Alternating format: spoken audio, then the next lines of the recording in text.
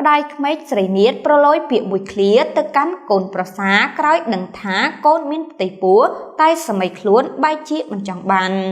បន្ទាប់ពីស្រីនាថនិងបញ្ញារៀបការជាមួយគ្នាអស់រយៈពេលជាច្រើនខែពេលនេះអ្នកទាំងពីរមិនទាន់មានកូននោះឡើយខណៈស្រីនាថនិយាយថាគាត់និងស្វាមីកំពុងមានគម្រោងយកកូននៅរយៈពេល2ឆ្នាំទៀតស្រាប់តែថ្មីនេះស្រីនាថបែរជាប្រាប់ម្ដាយក្មេកឪពុកក្មេកព្រមទាំងស្វាមីថាខ្លួនចិត្តមានដំណឹងល្អ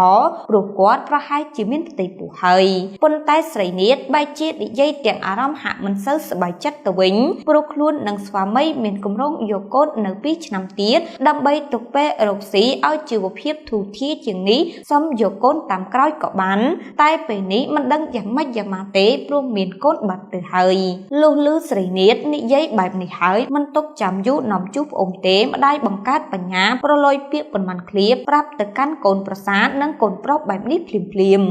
បើមានក៏យកទៅមកសុខចិត្តឈប់ធ្វើការយ៉ាងសុខចិត្តឈប់ធ្វើការទៀតចឹងយកប្រាក់ខែពីកូនណាយកប្រាក់ខែពីកូនទៀតតាមមើលបានទេបានទៅប្រាក់ខែទេ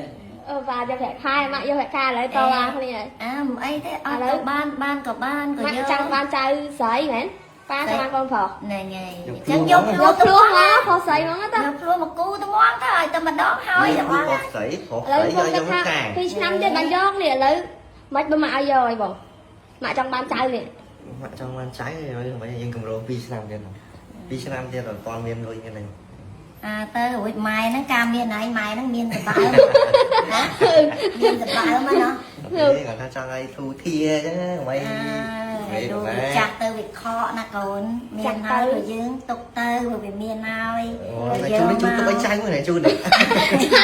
ចាកាត់កូនមកគឺឲ្យចៅទាំងអស់ហ្មងហ៎ទុកចងដៃកូនចៅអ្នកទាំង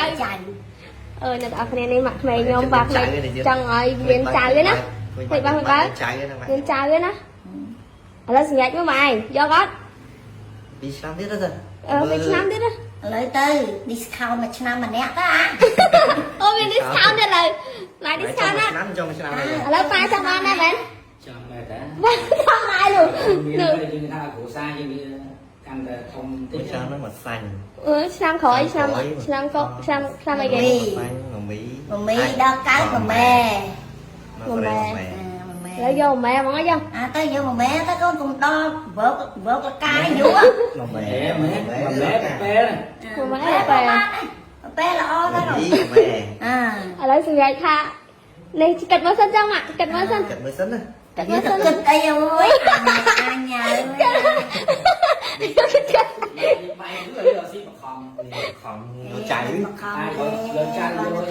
នឹងអាយុ27ហើយ27ហើយញ៉ា3ឆ្នាំទៅ30បាត់ហើយ30ចាប់ដែរប៉ាមានញ៉ាយទៅ25ប៉ាមានញ៉ាយប៉ាអាយុ26ការ25តែដល់កើតញ៉ាប៉ា26ចិត្តចូល